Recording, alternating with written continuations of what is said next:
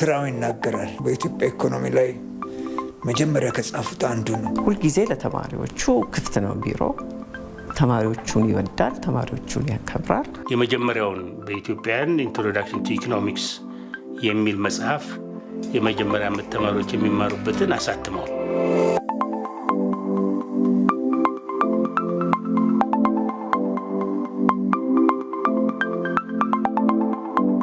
በብዙ መንገድም ብዙ ተጽዕኖ አድርጓል በኢትዮጵያ በለውጦቹ ሂደቶች ውስጥ።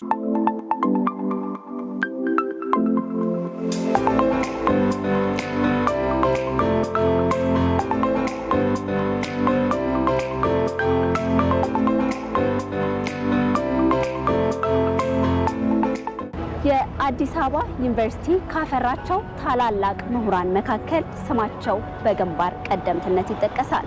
በኢኮኖሚክስ የትምህርት ዘርፍ ካላቸው አካዳሚያዊ እውቀት በተጨማሪ በፖለቲካ ተሳትፏቸው ትምህርትና ፖለቲካውን ያዋሃዱ ግለሰብ ናቸው። ዶክተር እሸቱ ጮሌ በልጅነታቸው ጀምሮ ባለብሩህ አእምሮ እንደሆኑ ብዙዎች ይመሰክሩላቸዋል። ለዚህም ነው በሀገር አቀፍ ደረጃ ትልቅ ውጤት ያመጡና ጎበዝ ተማሪዎች ብቻ በሚማሩበት ጀነራል ዊንጌት ሁለተኛ ደረጃ ትምህርት ቤት የመማር እድል በልጅነታቸው ያገኙት። የተወለደው ነጌሌ ቦረና በ1936 ዓመተ ምህረት መስከረም ወር ላይ ነው እና የተማረውም የመጀመሪያ ደረጃ ትምህርቱን በዛው በነጌሌ ቦረና የተማረው። አባቱም እናቱም በልጅነቱ ስለሞቱበት ያሳደጉት ወላጆቹ አይደሉም። ሌሎቻችን ያገኘነው አይነት እናትና የአባት ቅርብ የሆነ እንትኖች እንደሌሉት እሱም ራሱ ብዙ ጊዜ ይናገራል። አስተዳደጉ ከባድ ነበር።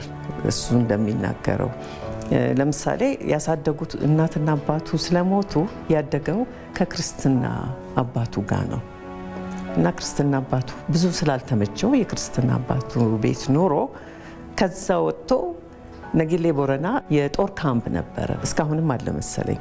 እዛ ያሉ ወታደሮች እዛው ካምፕ ውስጥ ነው ያሳደጉት እና ተቸግሮ ትምህርት እስከ ማቋረጥም ልደርስ ነበር ይላል። ነገር ግን አስተማሪዎቹ በትምህርት ችሎታው ይወዱት ስለነበረ እንደምንም ተጣጥረው ማታ ትምህርት ቤት እያስመሹ እንዲያጠና አድርገው 8ኛ ክፍል መጨረስ ቻለ።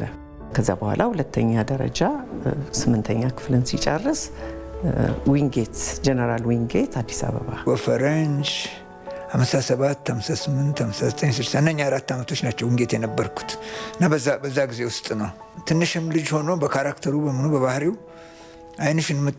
አዲስ አበባ ዩኒቨርሲቲ ቆይታቸው በአካዳሚክሱ ከፍተኛ ውጤት ከማስመዝገብ በተጨማሪ በተለያዩ ማህበራዊ እንቅስቃሴዎች ውስጥ ንቁ ተሳትፎ ያደርጉ ነበር።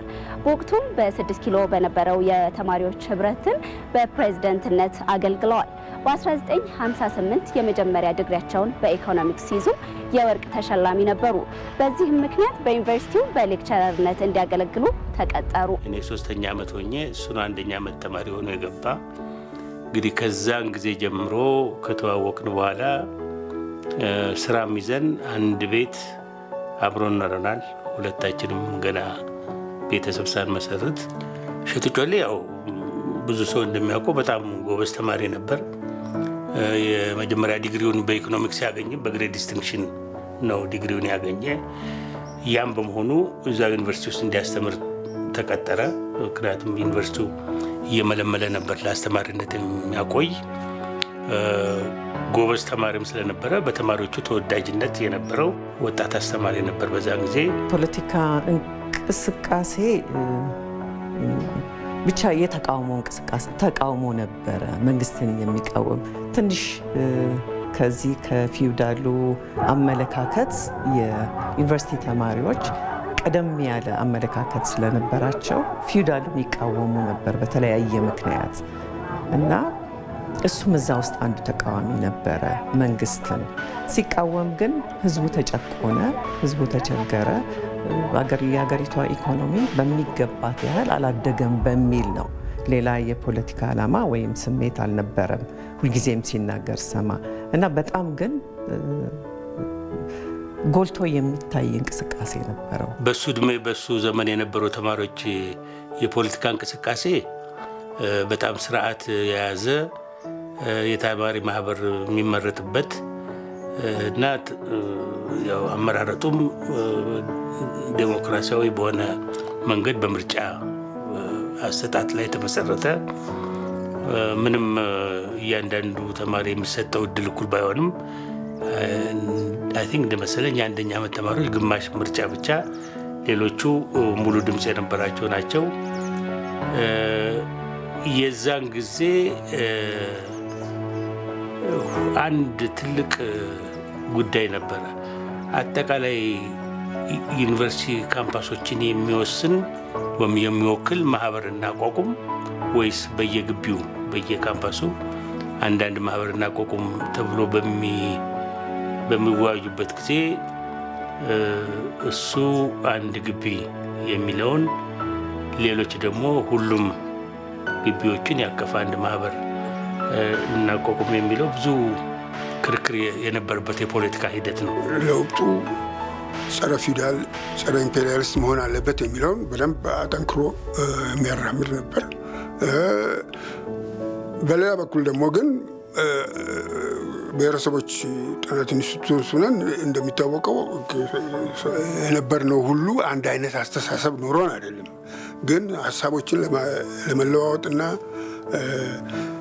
አቋሙን በግልጽ ገልጾ ግን ሌሎችንም ለማዳመጥ በደንብ የሚችል ነበረና እንዳልኩት ለውጥ ያስፈልጋል። የጥቅስ ምልክት ውስጥ ፊውዳል የምንለው ስርዓት አብቅቶለታልና መተካት አለበት በሚለው ግልጽ የሆነ አቋም ነበር። የዛን ጊዜ ነው እንግዲህ እሱ የፖለቲካ ሚናው በተማሪ መሃል ጎልቶ የታየው። ከዛ በኋላ ጎበዝ ተማሪም ስለነበረ የንግግር ችሎታውም በጣም ከፍተኛ ስለነበር ከትምህርት ቤት ከወጣ ከተማሪነት ከለቀቀ ወዲያም ኋላ አስተማሪ ሆኖ ዩኒቨርሲቲ ውስጥ የኢኮኖሚክስ አስተማሪ ነበር። ተደማጭነቱ በተለይ ተራማጅ በሚባሉት ተማሪዎች አካባቢ በጣም እየጎላ የመጣ ነው እና ተራማጅ የሚባለው ሁሉ ተማሪ እሱን የማያውቅ አልነበር።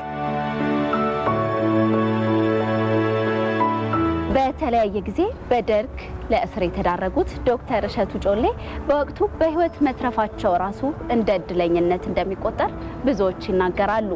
በተለይም በወቅቱ የነበረውን የመምህራን ማህበር ወግ አጥባቂ ነው ብለው በማሰብ የራሳቸውን ከጓደኞቻቸው ጋር በመሆን ዘፎረም የተባለ ግሩፕ መሰረቱ።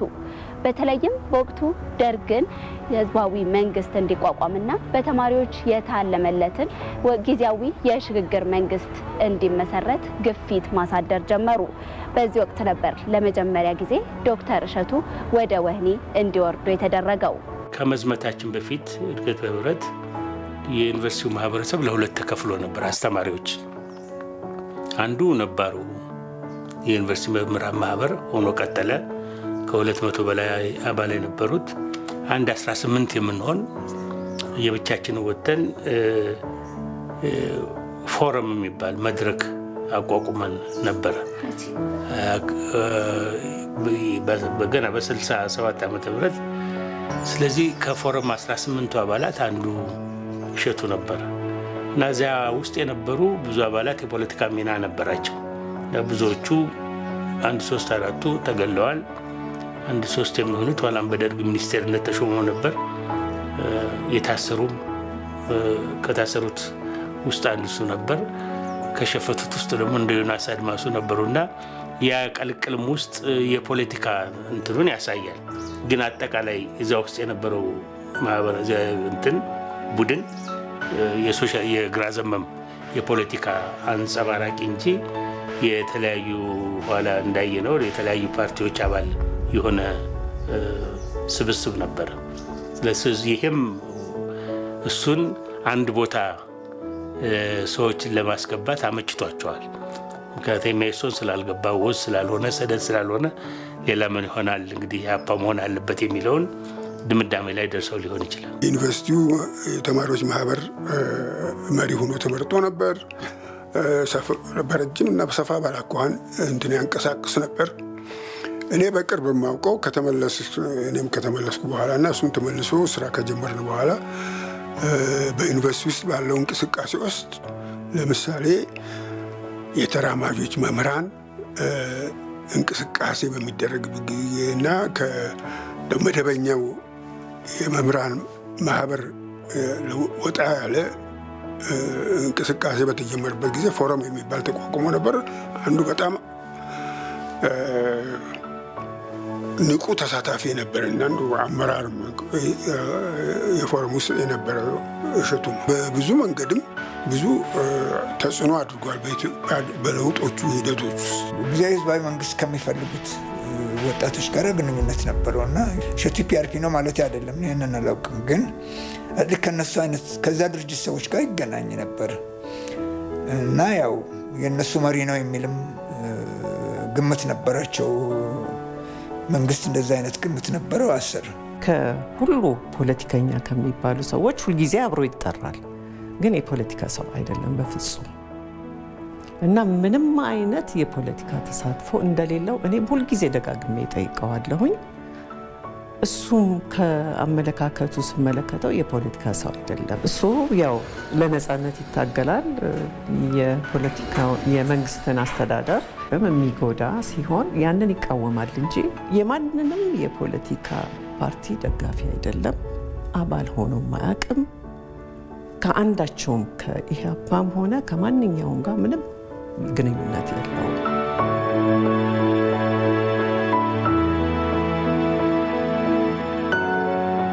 ደርግ ከመጣ በኋላ ምንድነው ሰረ የያዛቸው አቋሞች ነበሩ። ለውጡ ምን በሂደት አለበት፣ እንዴት መመራት አለበት ግምሉና በተወሰነ ደረጃ ከደርግ ከያዘው አቋም ጋር ማይስማማበት ነገሮች ነበሩ እና እኔ የገባኝን ያህል እና የተረዳሁትን ያህል እንደሚታወቀው እንደውም ብሔረሰቦች ኢንስቲትዩት ከመምጣቱ በፊት እኮ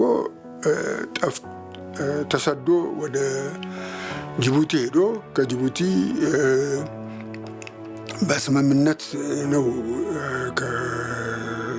ጊዜ ከደርግ አመራር ጋር በተለይም ከሊቀመንበር መንግስቱ ጋር በተደረገ ስምምነት ነው ተመልሶ የመጣው። ብዙ ከኢትዮጵያ ርቆ መሄድ አይፈልግም፣ ግን ግድ ስለሆነበት መታሰሩም ስላሰጋው ጅቡቲ ገባ እና ጅቡቲ በአምባሳደሩ በኩል ለመንግስቱ ኃይለማርያም ተነግሮ እንዲመለስ ተደረገ እና ተመልሶ አዲስ አበባ መጣ። ብዙም አልቆየም፣ ታሰረ እንደገና እና ከዛ በኋላ 6 ዓመት ያህል በእስር ቤት ቆይቷል።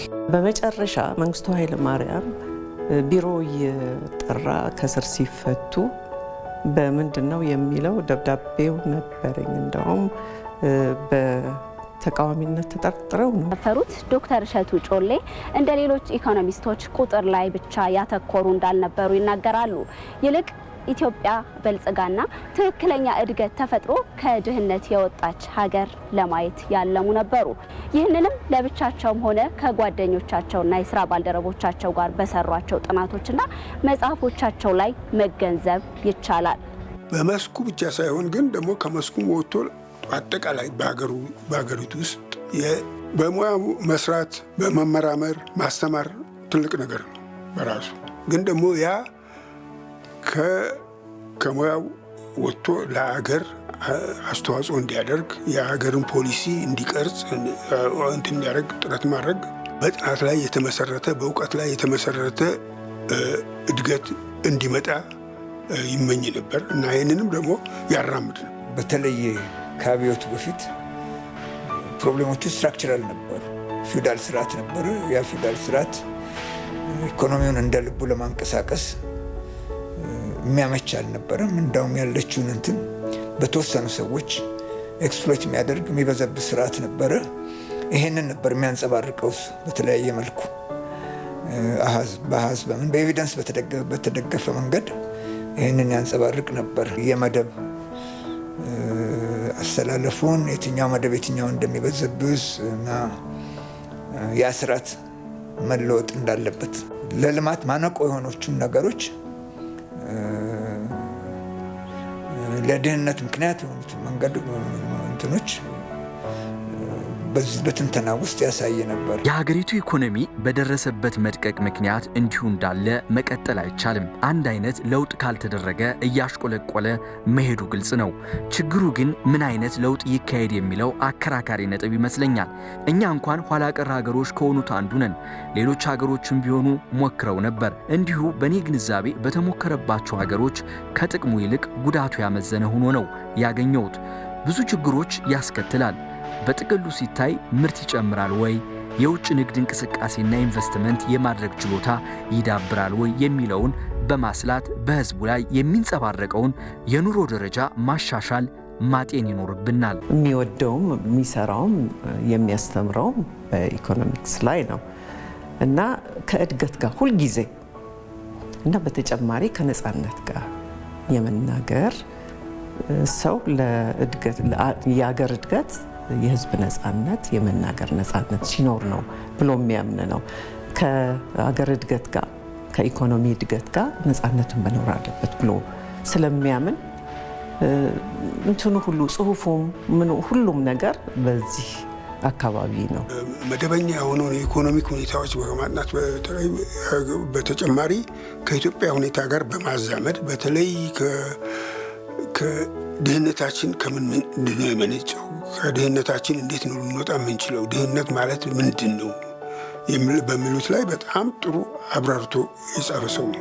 መንግስታት ስልጣናቸውን ለማራዘም ከሰጡት ትኩረት አንጻር ሲታይ ለልማት የሰጡት ትኩረት እጅግ ዝቅተኛ ነበር ማለት ይቻላል። ከዚህ ሌላ ባህላዊ ምክንያቶች አሉ። በአስተሳሰባችን ውስጥ የቤተ እምነቶች ሚና ምንድን ነው? አስተሳሰባችን በኢኮኖሚ ላይ የሚያተኩር ነው ወይ? እነዚህ ሁሉ ጥያቄዎች የሚነሱ ይመስለኛል። እኔ ለዚህ አጭር መልስ አለኝ አልልም። መልሱ ግን የታሪክ ባለሙያዎችን፣ ኢኮኖሚስቶችን፣ የሶሺዮሎጂስቶችን፣ የፖለቲካ አዋቂዎችን ትብብር የሚሻ አስቸጋሪ ጥያቄ ነው። እሱና ሌላ ዶክተር አሰፋ በቀለ የሚባል ጓደኛው ኢኮኖሚክስ አስተማሪ የመጀመሪያውን በኢትዮጵያን ኢንትሮዳክሽን ቱ ኢኮኖሚክስ የሚል መጽሐፍ የመጀመሪያ ዓመት ተማሪዎች የሚማሩበትን አሳትመዋል። እንግዲህ በዚያ ደረጃ ከፍተኛ አስተማሪና ትጋት የነበረው የሚያስተምረውን ትምህርት ከኢትዮጵያ ተጨባጭ ሁኔታ ጋር ለማገናኘት የሞከረ ወጣት አስተማሪ ነበር። በዛ ጊዜ ሁለት መጽሐፍ አሳትመዋል። አንደኛው ከፕሮፋይል ኦፍ ኢትዮጵያን ኢኮኖሚ ዶክተር አሰፋ በቀለ ጋር፣ ሁለተኛው ደግሞ አንደር ዴቨሎፕመንት ኢን ኢትዮጵያ። ይሄ ከሞተ በኋላ የታተመ መጽሐፍ ነው።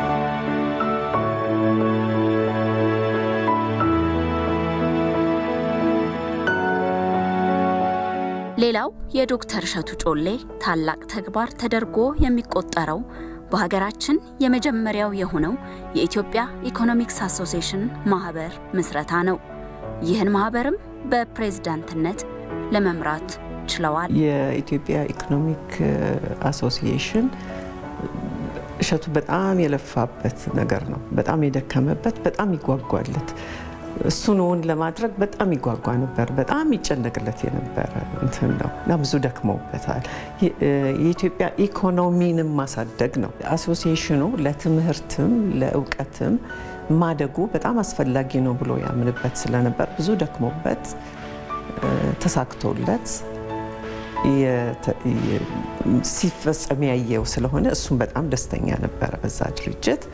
እውነትም እስካሁን ድረስ እያደገ ነው ያለው። በጣም ጥሩ ነው፣ ጥሩ ደረጃ ላይ ደርሷል። ዶክተር እሸቱ ጮሌ ከባለቤታቸው ወይዘሮ ብርሃን ታደሰ ጋር በመሰረቱት ትዳር መግባባት የሚችል ወይንም መገናኘት የሚችል መግባባቱ እንኳን ላይ ብዙ እንትኖች አሉት። ምክንያቱም ሀሳቡን ጠንከር አድርጎ ስለሚገልጽ፣ ግን በመግባባት የሚችል በሀሳቡን ጥሩ አድርጎ የሚገልጽ። እሸቱን ከውጭ ሰዎች ሲያዩት ጥጋበኛ፣ ትዕቢተኛ መስሎ ነው የሚታየው። ግን ተጠግቶ ላየው ሰው በጣም ሩህሩህ፣ በጣም አንጀታም እና ስስ የሆነ ግለሰብ እንደሆነ በብዙ ምክንያት እንረዳ ነበር። እንግዲህ ሁለቱ የተለያዩ ባህሪዎች ሰዎች በተለያየ ገጽታ ሊመለከቱ ይችላሉ። ሁለተኛው ብዙዎቻችን የሚያገናኘን ባህሪ ፈጣን ነበር። ለአንድ ጥያቄ ወይ ለአንድ እንትን አስተያየት ሲሰጥ ጊዜ በማይሰጥ ፍጥነት ነበር። ብሩህ የሆነ ጭንቅላት ያለው ስለነበረ ነገሮችን ማገናዘብና ጥሩ አድርጎ ማስረዳት አቋም መውሰድ የሚችል ሰው ነበር። እንደሚታወቀው በኢኮኖሚክስ መቼም አንቱ ከተባሉት ሰዎች ነበር እና በፋክልቲው ውስጥ በጣም የተከበረና የታወቀ ሰው ነበር። በተማሪ እንቅስቃሴ በፖለቲካውም በጣም እንትን ነበረ። ኢኮኖሚና ፖለቲካ ብዙ ግንኙነት ስላላቸው በጣም ሰፋ ባላኳኋን ይሳተፍ ነበር። እንደሚታወቁ እርግጠኛ ነኝ ከብዙ ከሰማችሁት በሰፊው በተማሪ እንቅስቃሴ ውስጥ ይሳተፍ ነበር። በኋላም በሀገሪቱ በለውጡ ሂደቱም ውስጥ ከፍተኛ እንትን ያደርግ ነበር። አንድ ሰው ስህተት ከሰራ ያለ ርኅራኄ ያለ ይሉኝታ እዛው ላይ ማስቆም ባህሪ የነበረበት የጓደኞችም ስብስብ ባህሪ ያ ተደርጎ ሊወሰድ ይችል ነበር እና ይህም የአስተሳሰብ ፍጥነቱን የሚያመለክት ነው። የጽሁፍ ችሎታውም ሆነ ያነጋገር ችሎታው በተለይ በእንግሊዝኛ በጣም ከማንም የላቀ ጎበዝ ነበር። እንግዲህ ባህሪዎቹ አብረን ኖረናል። ማህበራዊ እንትኑ በጣም ጥሩ ነበር። መጫወት፣ መቀለድ፣ መሳቅ ከኛ ጋራ እንደ ቅርብ ጓደኛ ወስደሽ የልብሽን የምትነግረው አይነት ጓደኛ ነበር። ለሀገር ተቆርቋሪ ነበር። ችግርን ያየ ሰው ስለሆነ ደግሞ ስለ ችግርን እንዴት እንወጣ የሚለው በጣም እንትን የሚል ነበር።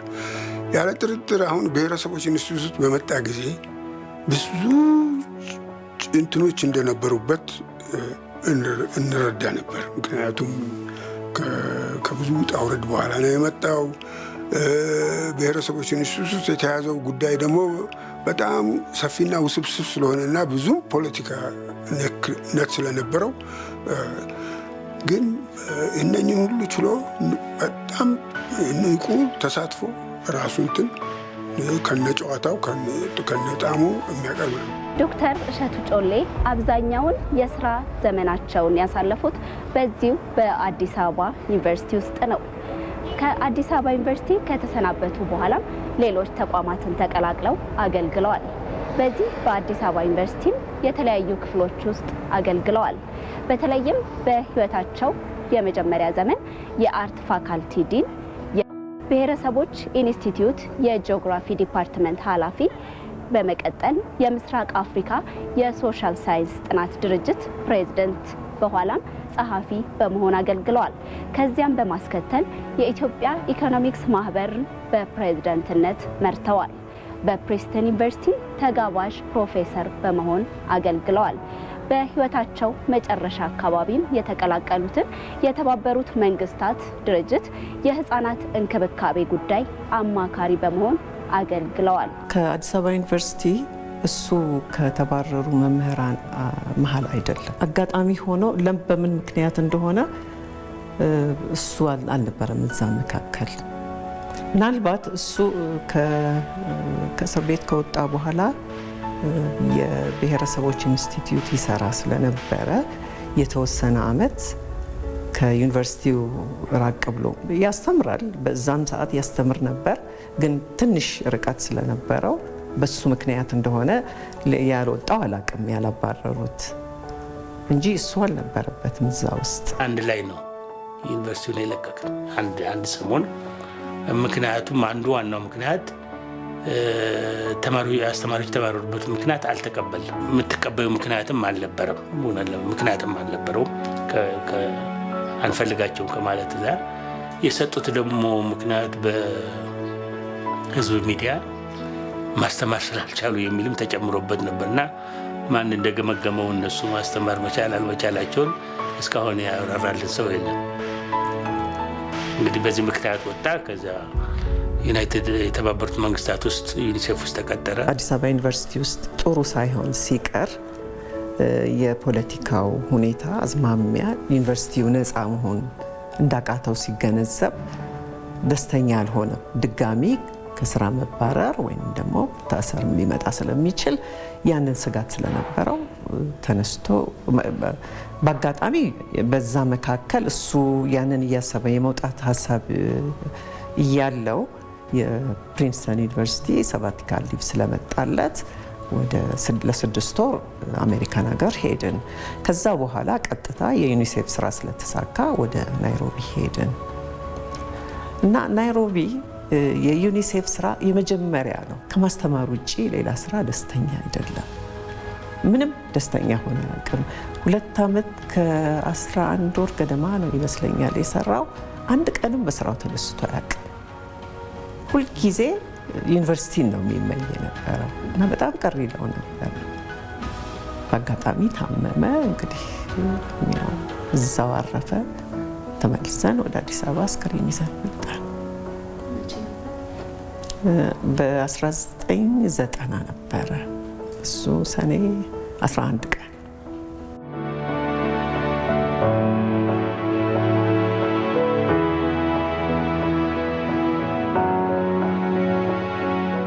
ሌላ የእሸቱ ችሎታ ደግሞ የግጥም ችሎታው ነው እና ዩኒቨርሲቲም እያለ ከዛ ቀደም ብሎም ተማሪ የጀነራል ዊንጌት ተማሪም እያለ ግጥሞች የጻፋቸው አሉ። ከአማርኛ ግጥሞቹ የእንግሊዝኛ ግጥሞች ናቸው የሚሻሉ። እንግዲህ እነሱም የሚያንጸባርቁት ያው የግራ ዘመሙን የሰውን ልጅ ህልውና የመብትን ጥያቄ የሚያንጸባርቁ ናቸው።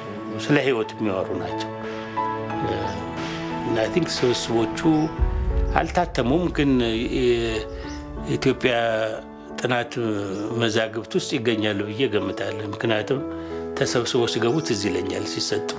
እንግዲህ እዚህ ላይ ዶክተር ፍቃድ አዘዘ እንዳዘጋጀው የመጽሐፍቶቹ ሰብስቦ ነው አዘጋጅተው እዚህ ላይ ጽፎ አዘጋጅቷቸዋል። አጋጣሚ ሆነው ሁሉም እንግሊዝኛ ናቸው፣ ግን አንዱን ግጥም ከዛ ውስጥ በአማርኛ ትርጉሙን ጽፎታል። እንቅልፍ ስሊፕ የሚል ግጥም ነው። ምናልባት ለምን እንደሆነ በአማርኛ መርጦ የተረጎመው ባይገባኝም እኔ ሳስበው እንቅልፍን በሞት ነው የገለጸው እሸቱ እና ያንን ከሞተ በኋላ ስለሆነ የተረጎመው ያ ግጥም የሞት አይነት ነገር ስለነበረው ያንን ለመግለጽ ይመስለኛል መርጦ በአማርኛ የተረጎመው። እንቅልፍ ነግቶ መሽቶ ወጥተን ወርደን እንዲያው ላጭር ጊዜ አረፍ እንላለን። እረፍቱ በሞት ነው እንቅልፍ በሚባለው ያድሳል ሲነቁ ያድሳል ይሄ ሞት።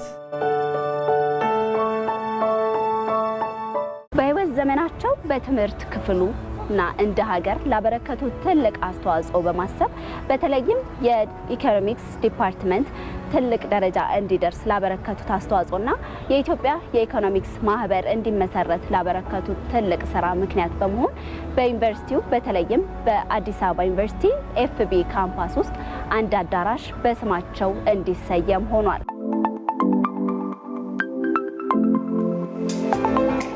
አዲስ አበባ ዩኒቨርሲቲ ቢዝነስ ኮሌጅ ውስጥ በስሙ መታሰቢያ የሚሆን ህንፃ አቁመዋል እና እስከ ከሞተ ጀምሮ በየአመቱ ደግሞ የሚደረግ የሽልማት በጥሩ ውጤት ለተመረቁ የኢኮኖሚክስ ዲፓርትመንት ተማሪዎች ለሁለት ልጆች መታሰቢያ የሚሆን በስሙ የሚጠራ ሽልማት የሚዘጋጅበት ፕሮግራም አለ። በስሙ አንድ አዳራሽ መኖሩና እሱም ደግሞ በዩኒቨርሲቲው ስር መሆኑ ከትውልድ ወደ ትውልድ እሸቱ ማን እንደነበረ የማስተላለፍ እድል ይፈጥራል በሚል ጥሩ ነገር ተደርጓል አለ። በቂ ነው በቂ አይደለም ብለን እኛ ይሄንን አንጠይቅም። እኛም የምንችለውን ወደፊት መታሰቢያ እንላለን። ይበቃል፣ በቂ ነው። ያለ ጥርጥር ከዚህ የበለጠ ቢደረግለትም ይገባል።